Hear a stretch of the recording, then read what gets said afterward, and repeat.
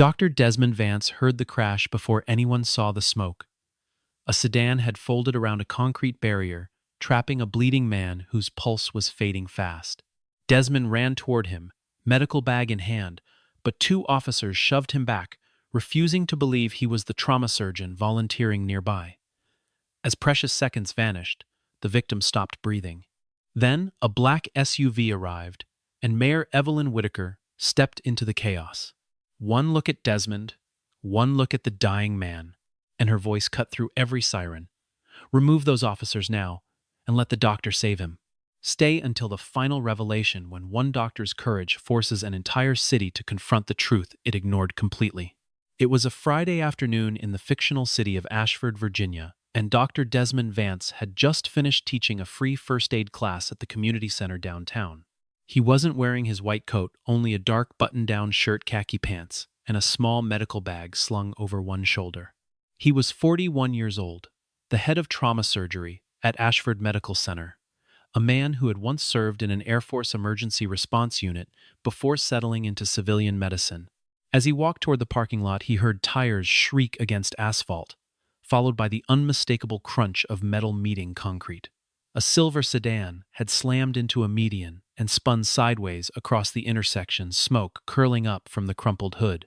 The driver was pinned behind the wheel, his chest pressed hard against a deployed airbag, a jagged piece of metal from the door frame driven into his abdomen. Desmond didn't hesitate. He sprinted toward the wreck, and within seconds, his trained eyes cataloged everything that mattered. Internal bleeding, a collapsing lung under pressure, an airway choked with blood breathing that was shallow and irregular. He shouted for bystanders not to pull the man from the car, warning that the metal fragment might be the only thing keeping a major artery from bleeding out completely. Two patrol officers arrived before the ambulance did. Officer Brent Halpern strung up a barrier and barked at the growing crowd to stand back, while his partner, Officer Travis Morrow, hung back near the cruiser uncertain. Desmond calmly identified himself as a trauma surgeon and asked to be let through to the victim, pulling his hospital badge and his emergency response certification from his bag as proof. Brent barely glanced at the documents before shoving them back at him, sneering that he doubted a real department head would be wandering the neighborhood on foot with a worn-out bag. Desmond didn't answer the insult. He simply repeated in a level voice that the man in the car could die within minutes if his chest wasn't decompressed. From inside the wreck, the victim, a 55-year-old man named Graham Prescott, forced his eyes open just long enough to gasp that he couldn't breathe. Desmond moved to step past the barrier, but Brent planted himself directly in his path, and when Desmond tried to go around him, Brent shoved him hard in the chest and ordered him not to interfere with a police scene. Desmond didn't raise his voice. He looked Brent dead in the eye and told him that every second spent arguing was a second being stolen from a dying man's chance to live. Then, without warning, Graham convulsed his head, lolling to one side, and Desmond realized in that instant that his pulse had disappeared entirely. Desmond demanded that Brent immediately call for an advanced trauma response team. Brent replied flatly that an ambulance was already inbound and that Desmond needed to stay behind the barrier like everyone else. Travis, meanwhile, had caught sight of the photograph on Desmond's hospital badge and was starting to doubt his partner's judgment. But when he reached for his radio to verify the identification, Brent stopped him, snapping that there wasn't time to confirm the story of every stranger who wanted to play hero. Desmond could hear the telltale rasping in Graham's breathing and explained as clearly as he could that pressure was building against the man's heart, and that without a needle decompression, the heart would stop completely. Brent accused him of trying to perform some reckless procedure in the middle of the street without authorization. A passerby recognized Desmond from a hospital news segment and tried to tell the officers that he was, in fact, the well-known surgeon who had saved dozens of lives during a factory collapse 2 years earlier. But Brent ordered the man to back away and threatened to arrest anyone else who tried to interfere. By the time the ambulance arrived, paramedic Cole Dempsey took one look at Graham and reached the exact same conclusion Desmond had already voiced. The rescue equipment, though, was still minutes out, and the crushed doorframe made it impossible for Cole to reach the correct angle on his own. Desmond suggested climbing in through the rear door threading himself between the seats to perform the decompression from inside the vehicle, and Cole agreed it was their only real option. That was when Captain Laurel Briggs arrived to take command of the scene. Brent immediately reported that a man was trying to jump the barrier and falsely claiming to be a doctor. Desmond handed his documents to Laurel, but instead of calling the hospital to confirm anything, she simply asked whether he had been formally dispatched by emergency services. When he admitted he had not, she declared that he had no authority to enter the scene at all. Desmond reminded her of the state's emergency medical assistance law, which allowed a qualified physician to intervene when a victim's life was at risk, and on-site personnel weren't equipped to handle it. Laurel's response was cold. The law, she said, was interpreted by the officers standing on that pavement, not by him. Brent ordered Desmond to turn around and place his hands on the hood of the cruiser. Travis flinched, asking whether handcuffs were really necessary, but Brent insisted that Desmond was obstructing a rescue operation. As he was being restrained, Desmond caught a glimpse of a leather briefcase lying beneath the passenger seat of Graham's car. Its latch had sprung open in the crash, revealing folders stamped with the seals of the mayor's office and the Ashford Police Department. He didn't get the chance to read a single line before Brent yanked him backward out of view. A second later, Brent snapped one cuff shut around Desmond's wrist, and at that exact moment, the paramedic's monitor let out a long, flat, unbroken tone. Graham's heart had stopped. Cole spun toward Laurel and shouted that if Desmond wasn't allowed through immediately, the man in the car was going to die. The crowd along the sidewalk had grown thicker. By then, phones raised voices, murmuring in disbelief at the sight of a handcuffed man calling out instructions, while paramedics worked frantically just a few feet away. An older woman near the barrier kept repeating that she had seen this man on the local news helping flood victims the previous spring. But no officer seemed interested in listening. With one wrist locked in a handcuff, Desmond had no choice but to direct the rescue from behind the police line, while the city's firefighters were still minutes away, delayed by a separate gas leak on the north side of Ashford. Cole tried to begin chest compressions, but Graham remained wedged behind the steering column, making proper technique impossible. Desmond stayed calm, coaching Cole through checking the trachea and confirming its telltale deviation, a clear sign of tension pneumothorax building inside the chest. He asked for a large-bore decompression needle, but Cole, working from an awkward angle, worried about striking an artery by mistake.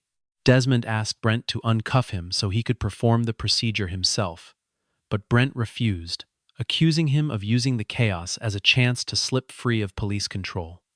Travis finally spoke up in front of everyone, pointing out that Desmond's badge carried a verification code and that a single phone call to the hospital would take less than a minute to confirm everything. Brent told him to be quiet, and Laurel backed her officer, citing the need to maintain, in her words, proper scene safety procedures. From a distance, Desmond guided Cole through adjusting the needle's angle by fractions of an inch, but the needle still couldn't reach deep enough because Graham's body was pinned at the wrong angle. The monitor showed nothing. A local reporter named Nolan Pierce, on his way to City Hall, when he happened upon the wreck, began recording video, capturing the surreal image of a handcuffed doctor while a dying man gasped for air just feet away. Laurel ordered him to stop filming, but Nolan calmly noted that he was standing outside the barrier and had every right to record what was happening. Somewhere in the confusion, Desmond overheard a paramedic say the victim's name, Graham Prescott, and he immediately recognized it. Graham was the city's chief auditor, the same man who had visited the hospital 3 months earlier, investigating inflated medical equipment contracts. Desmond also remembered that Graham had a documented history of blood thinner use, which meant the internal bleeding was almost certainly progressing faster than normal. He shouted the information to Cole, who checked Graham's medical bracelet and confirmed it instantly. Desmond warned that they had only minutes left before the blood loss became irreversible. Brent still refused to release him, but Travis quietly pulled out his phone and called Ashford Medical Center directly. The hospital operator confirmed without hesitation that Dr. Desmond Vance was indeed the head of trauma surgery. Travis announced the confirmation to everyone at the scene, but instead of apologizing, Brent simply shifted his justification, insisting that even if Desmond was a doctor, he still hadn't been cleared by the officer in command. Desmond looked at him and said quietly that Brent didn't have to believe him, but the man dying in that car needed him to stop standing in the way of someone who could actually save him. It was in that exact moment that a small motorcade pulled up outside the intersection, and Mayor Evelyn Whitaker stepped out of her vehicle, taking in the scene at a glance: a handcuffed doctor, a motionless victim, and officers who seemed more interested in control than in saving a life. Evelyn had been on her way to a budget meeting when she received word that Graham Prescott had been in an accident. Graham wasn't just the city's auditor. He had also served as her longtime advisor, and one of the few people in city government she trusted without reservation. The instant she stepped out of the car, she demanded to know who was in charge. Laurel approached quickly, reporting that the scene was fully under control and that a disruptive civilian had been detained. Evelyn's gaze drifted to the handcuffed man, and she recognized him immediately. 3 years earlier, Desmond had saved her husband's life during a ruptured aortic emergency, and in all that time, he had never once used that connection to ask for a single favor. She asked in a voice that could silence a room why the city's most respected trauma surgeon was standing in handcuffs while Graham Prescott's heart had stopped beating. Laurel tried to explain that Desmond hadn't been formally dispatched to the scene. Evelyn cut her off and turned instead to Cole, demanding a direct report on Graham's condition. Cole didn't soften anything. He told her plainly that Graham's heart had stopped, that the car door still couldn't be opened, that Desmond was the only person present with the experience to perform the procedure through such a narrow space, and that the officer's interference had already cost them several critical minutes. Evelyn turned to Laurel, Brent, and Travis and ordered without a shred of hesitation that the handcuffs come off immediately. Brent tried to justify himself, claiming they were simply ensuring safety. Evelyn's answer was sharp and final. They weren't protecting Graham's safety. She said they were protecting their own pride. When Laurel attempted to argue over the chain of command, Evelyn called the Director of Public Safety directly and issued her orders on the spot. Laurel was stripped of command at the scene. Brent was suspended immediately. Every officer who had obstructed the medical team was to be removed from the rescue area entirely. Travis, who had verified Desmond's identity and cooperated with the paramedics, was allowed to remain. And every body camera on scene was to be sealed for investigation. For a moment, the entire intersection seemed to hold its breath, sirens still spinning red and blue across the wet pavement radios, crackling with confused chatter, as officers waited to see whether the mayor would actually follow through on what she had just said. "Remove them all now," Evelyn said, her voice carrying over every siren on the block.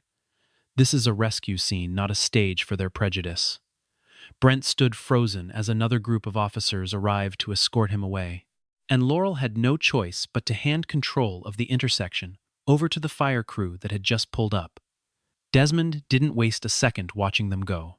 He tore off his watch, rolled up his sleeves, took a pair of gloves from Cole, and climbed through the rear door of the wrecked sedan. Inside, the air reeked of gasoline and scorched metal mixed with blood.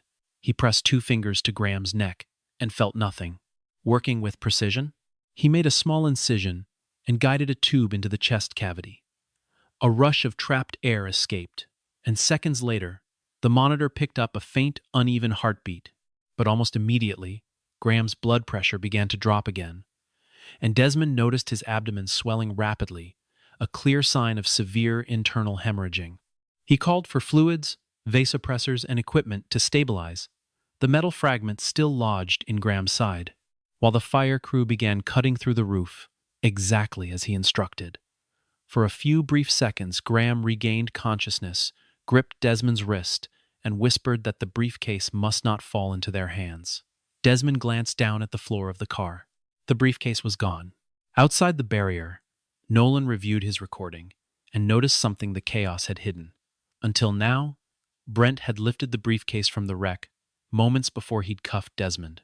The firefighters finally cut through enough of the roof to free Graham, and Desmond insisted that the embedded metal fragment stay exactly where it was, since it was the only thing holding a major blood vessel closed. Graham was lifted onto a stretcher, with a portion of the door frame still attached to his body, and Desmond climbed into the ambulance beside him, continuing treatment the entire ride to Ashford Medical Center. The short journey felt endless, every red light and every turn measured against the shrinking window of time. Desmond knew Graham had left the rhythmic beep of the monitor, the only thing keeping his focus steady as the city blurred past the 5 blank windows. Evelyn ordered a full police escort to clear the route, but pointedly excluded Brent and Laurel from any part of it, keeping Travis behind, instead, to record an initial statement. Inside the ambulance, Graham's pulse kept slipping away, forcing Desmond to perform emergency transfusions and a modified compression technique designed not to shift the embedded fragment. For a few fragile seconds, Graham woke again, murmuring about a file code named Blue Ledger, insisting it proved that money meant for police training had been funneled into private companies that didn't actually exist. He lost consciousness again, before he could name a single person involved. At the hospital, Dr. Meredith Sloan, the deputy director, had the operating room ready and waiting. She was stunned to see Desmond step out of the ambulance with a raw red mark still visible where the handcuff had bitten into his wrist. He didn't stop to explain.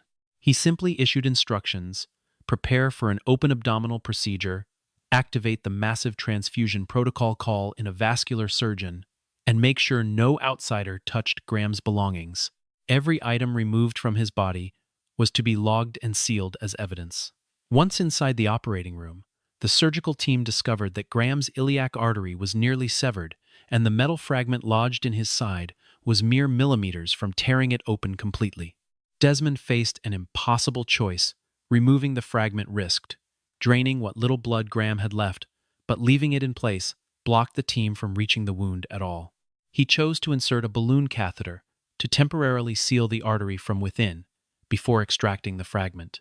The surgery stretched on for hours, and throughout it, Desmond kept replaying every wasted minute from the scene of the crash in his mind, fully aware that even a few more seconds of delay would have meant Graham never made it to this room at all. While the operation continued, Nolan showed Evelyn the footage of the missing briefcase, the clip capturing Brent opening the rear door, lifting it out, and handing it to Laurel just before they had cuffed Desmond. Evelyn realized then that this was no longer a simple case of discrimination. The police may have used the chaos of the crash as cover to seize evidence Graham had been carrying. She ordered an inspection of both Laurel's and Brent's patrol vehicles, but by the time the order reached anyone, both cars had already left their original positions. Travis revealed that Brent had received a private phone call minutes before the crash, and that immediately afterward he had changed his patrol route to pass through the exact intersection where Graham's accident occurred. Back in surgery, once the fragment was finally removed, the artery ruptured, completely flooding the surgical field with blood. Desmond called for a clamp, but the suction device malfunctioned without warning, forcing him to press directly on the wound with his bare hand while Meredith fought to restore the equipment. After more than a full minute of desperate work, the vessel was repaired, and Graham's blood pressure began at last to climb. The surgery was a success, but the moment Desmond stepped out of the operating room, Evelyn was waiting with news that the briefcase had vanished entirely, and that everything now pointed to the accident having been deliberately staged. He stood there for a moment, in his blood-stained scrubs, the adrenaline of the last several hours draining out of him all at once, and realized that saving Graham's life had only closed the first chapter of a much larger and far more dangerous story. Nolan posted a short clip online, showing Desmond being shoved back by Brent while Graham lay dying just beyond the barrier, and within hours it had spread across every corner of Ashford. The public was outraged to hear Desmond repeatedly identify himself as a physician, only to be treated as a threat rather than a resource. The police department released an initial statement claiming the officers had simply followed protocol and that Desmond had failed to comply with a lawful order. Evelyn rejected the statement publicly within minutes, confirming without ambiguity that Desmond had saved Graham's life only after being wrongfully obstructed. At the hospital, Desmond declined to speak, with the press choosing instead to stay by Graham's side and compile a detailed medical timeline of every minute that had been lost. When Meredith asked why he wasn't angrier, Desmond admitted that he was, but his anger wasn't aimed only at Brent. It was aimed at a system that could look at his credentials, his paperwork, and a paramedic's direct confirmation and still choose suspicion over trust. He told her that 12 years earlier, as a young resident, hospital security had once physically blocked him from reaching an emergency of his own. The patient survived, but the memory had taught him that bias could kill without ever leaving a visible wound. Meanwhile, Captain Laurel Briggs held a closed-door meeting with union leadership, preparing a narrative in which Desmond had behaved aggressively and thrown the scene into chaos. Brent claimed his body camera had simply malfunctioned, but Travis confirmed it had been working properly at the start of his shift. Travis then handed over the radio recording to investigators, capturing Brent's own voice, saying they needed to reach the intersection before Graham could cross through downtown Bow. Proof that Brent had known Graham's route in advance. Digging further, Nolan discovered that the traffic light system at that exact intersection had been switched into remote maintenance mode just 3 minutes before the crash, granting green signals to both directions at once. Access to that system belonged to a contractor called Sentinel Civic Solutions, a company that had received millions from the police department's budget over the years. Evelyn realized that Sentinel was one of the very companies named in Graham's audit. A hospital staffer reported that a man in a police uniform had tried to enter Graham's room, claiming he needed a statement, but left the moment he was asked for written authorization. Desmond immediately moved Graham to a secured section of intensive care and restricted access to a small team of independent investigators. Desmond told Evelyn plainly that he had no interest in becoming a symbol. His only concern was protecting Graham and preventing this kind of failure from ever happening to another doctor or another citizen again. Evelyn admitted that her administration had moved far too slowly on genuine reform within the police department, and she apologized, not only as mayor, but as someone who had once believed a handful of training sessions would be enough to change an entire culture. Desmond replied that an apology only meant something if it led to action. Not long after, Graham woke fully for the first time since surgery, and the first thing he said to Desmond was that the man giving orders wasn't Brent at all. That Brent was simply shielding someone who stood far above Captain Briggs. Weak but lucid enough to speak clearly, Graham finally explained the full scope of what he had uncovered over 6 months of quiet investigation, a file he called Blue Ledger. The report proved that Sentinel Civic Solutions had collected dozens of fraudulent contracts for cameras that were never delivered, training programs that never took place, traffic software billed at inflated prices, and consulting fees paid to employees who didn't exist. The money moved through a chain of shell companies before landing in a hidden fund controlled by Deputy Chief Warren Kessler. Graham had planned to hand his only signed copy to Evelyn on the very afternoon of the crash, avoiding the city's electronic systems entirely because he suspected he was being watched. Before leaving his office that day, he had hidden a memory card inside the lining of his briefcase, the same briefcase Laurel had taken, but he revealed that the most critical document wasn't inside it at all.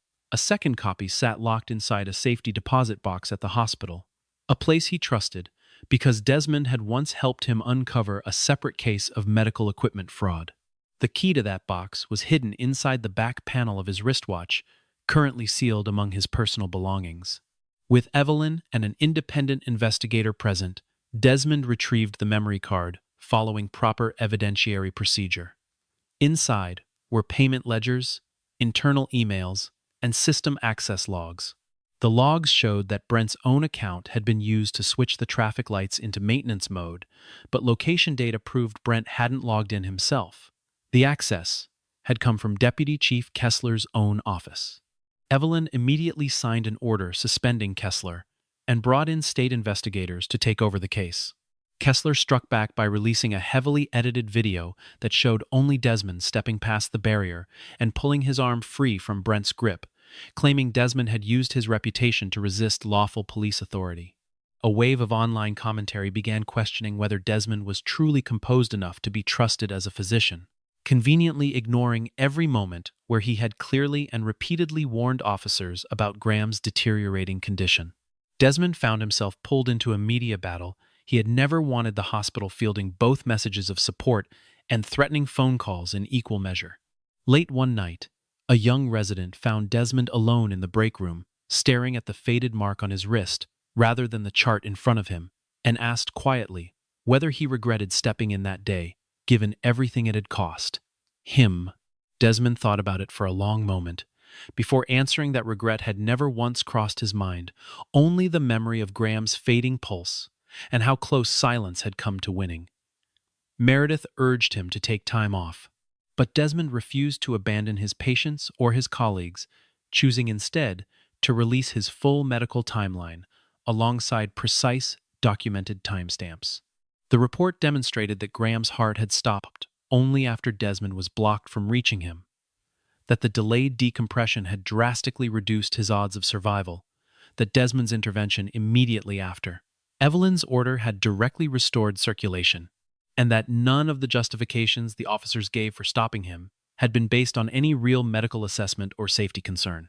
Travis chose to come forward as a witness, admitting he had stayed silent for far too long out of fear for his own career. Desmond didn't offer instant forgiveness. He told Travis plainly that his hesitation had also helped prolong the danger, but that telling the truth now could still prevent another tragedy from happening. Just before the public hearing was set to begin, the power inside Graham's intensive care unit suddenly switched to backup, and a man carrying a forged police badge began making his way toward Graham's room. The hospital lights flickered out for a few seconds before the emergency generators kicked in, and several electronic locks along the corridor briefly lost connection to the central network. Desmond was reviewing charts when an alert came through that Graham's monitor had disconnected from the main system. He rushed toward intensive care and spotted a man in a police uniform wheeling an equipment cart directly toward Graham's room. The man claimed to be security, sent under city orders, but Desmond immediately recognized that the badge on his shoulder was a design the department had retired 2 years earlier. Rather than confront him head-on, Desmond quietly triggered a silent medical alarm and instructed a nurse to shut off the central oxygen valve, framing it as a supposed leak in the room. As the imposter prepared to inject something into Graham's foreline, Desmond stepped in and calmly stated that the line had already been locked and that any tampering would be recorded. The man panicked, dropped the syringe, and fled only to be intercepted at the stairwell by hospital security and Travis, who by then was working directly with the state investigation. The syringe contained a concentrated dose of potassium enough to trigger cardiac arrest and make the death look like a routine post-surgical complication. The imposter turned out to be a former Sentinel employee, and his phone records showed his final call had gone straight to Kessler's office. State investigators arrested Kessler on charges tied to sabotaging the traffic system, destroying evidence, and conspiring to harm a witness. Laurel was arrested soon after. Once Graham's missing briefcase turned up in a private storage unit, registered under her name, complete with Brent's fingerprints, and an envelope of cash traced back to Sentinel. Under questioning, Brent initially denied everything, but once he realized Kessler intended to let him take full responsibility, he admitted he had been ordered to be at that intersection to delay any intervention to retrieve the briefcase before Graham could be taken away, and to describe anyone who tried to help as a threat. He insisted he had no idea Desmond would show up, but his own prejudice had made Desmond an easy excuse to stall for time. That was the heart of it. Corruption had issued the order, but bias had carried it out without anyone ever needing to explain themselves. Once he had recovered from the second attempt on his life, Graham asked Desmond why he had stayed after everything the city had put him through. Desmond answered that he hadn't saved anyone because the city deserved it. He had done it because a human life should never be priced according to the failures of a broken system. Evelyn soon announced a public hearing, and Desmond was asked to serve as the central witness before the full city council and the community of Ashford. Outside the building that morning, a line had formed hours before the doors opened. Nurses still in scrubs, off-duty paramedics, retired officers, and ordinary residents who had followed the story since the first grainy video appeared. Inside, the air felt heavy with anticipation. Every seat filled, and every aisle lined with people standing shoulder to shoulder, waiting to hear the truth spoken aloud in a room that had spent weeks trying to avoid it. The council chamber was packed to capacity, with hundreds more watching from screens set up outside. Evelyn opened the hearing by presenting a fully verified timeline drawn from traffic cameras. Nolan's recording Travis's body camera, ambulance logs, hospital records, and the access data from the traffic light system itself. Brent's body camera footage, once declared broken beyond repair, had been recovered by the technical department after all, and it showed Desmond keeping both hands visible at all times, speaking calmly, and offering his identification without hesitation. It also captured Brent murmuring to Laurel that if the doctor made it into that car, they would lose their chance to grab the briefcase. The chamber erupted. Travis stood before the crowd and accepted responsibility for failing to speak up sooner, admitting that fear of his superiors had led him to place his career above Graham's life. Cole testified that Desmond had diagnosed Graham's condition correctly from outside the barrier, and that every minute of delay had measurably increased his risk of death. Meredith presented the surgical data confirming just how close Graham had come to dying. Finally, Desmond rose to speak, and rather than delivering an angry speech, he described the events in a steady, deliberate voice, the sound of Graham struggling to breathe, the cold metal of the cuff locking around his wrist, the faces of people who knew he was right but stayed silent.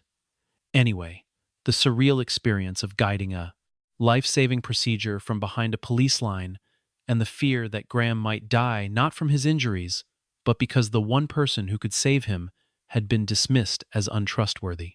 Desmond told the council that the problem wasn't a single bad officer or one poor decision. The problem was a chain of people who had seen the evidence in front of them and still chose prejudice and power over the truth. He didn't ask for sympathy.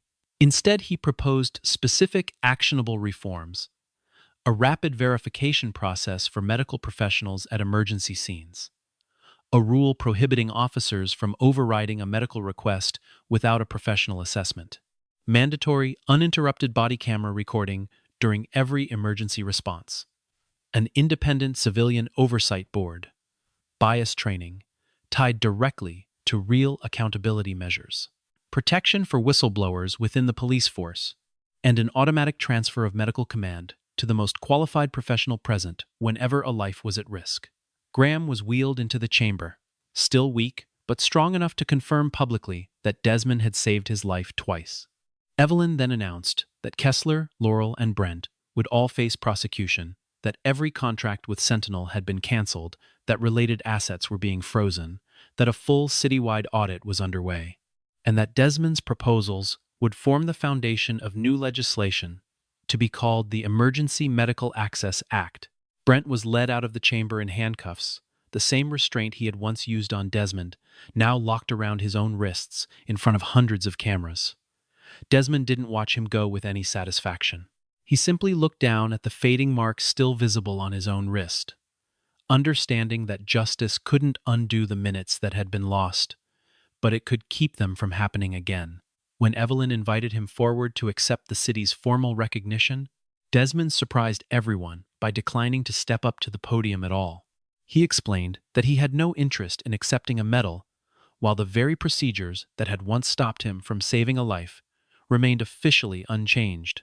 Instead, he asked that the funds set aside for the ceremony be redirected toward equipping patrol vehicles with trauma kits, establishing joint training between physicians, paramedics, firefighters, and police officers, creating a legal defense fund for public employees who came forward to report wrongdoing, and building a citywide system for instantly verifying medical professionals. Evelyn agreed on the spot, signing an emergency order in front of the entire chamber to put the first reforms into immediate effect. The weeks that followed the hearing moved quickly, filled with subpoenas, resignations, and long nights of testimony that slowly unraveled a network far larger than anyone at the intersection that day could have imagined. Reporters from beyond Ashford began arriving to cover the story, but Desmond continued showing up to the hospital every morning as though nothing about his life had changed, insisting that the operating room, not the spotlight, was where he belonged. 3 months later, Graham had recovered enough to return to his post in the auditor's office, and the Blue Ledger investigation ultimately led to the recovery of millions of dollars in stolen public funds. Laurel and Kessler faced a long list of serious charges. Brent pleaded guilty in exchange for cooperating with the broader investigation, but he still lost his job and was permanently barred from serving in public safety again.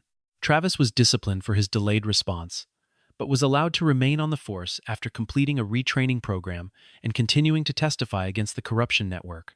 And he wasn't remembered as a hero, but as someone who had to live with the consequences of his own silence. The city itself felt different in small, quiet ways that were easy to miss unless someone had lived through the old version of it. Dispatch protocols were rewritten within weeks. Hospital badges now carried verification codes that any patrol officer could confirm within seconds, and every training academy class began with a mandatory session on recognizing and interrupting bias in high-pressure emergencies. Cole was appointed to lead the city's new Joint Medical Response Program and invited Desmond to teach its very first training session. The training room was set up to mimic the chaos of a real emergency, complete with a mock vehicle wreck, flashing lights, and actors playing panicked bystanders, all designed to test how quickly instinct could override procedure under pressure. During one exercise, a young officer played the role of scene commander, and when a volunteer physician approached, he didn't ask why she didn't match his expectations of what a doctor should look like. He simply verified her credentials, confirmed her expertise, and immediately cleared the way for her to work. Desmond watched from the side, understanding that this small shift couldn't erase what had already happened, but it proved that the past had finally forced the system to learn something. He walked slower now than he had before the crash, leaning on a cane for support on longer days. But he insisted the accident had given him a clarity his old life of spreadsheets and budget reviews never could. Graham later came to thank Desmond, personally admitting that he had once believed the numbers in an audit were the most important part of his job. After the crash, he understood that behind every broken procedure was a human life that could be lost because of it.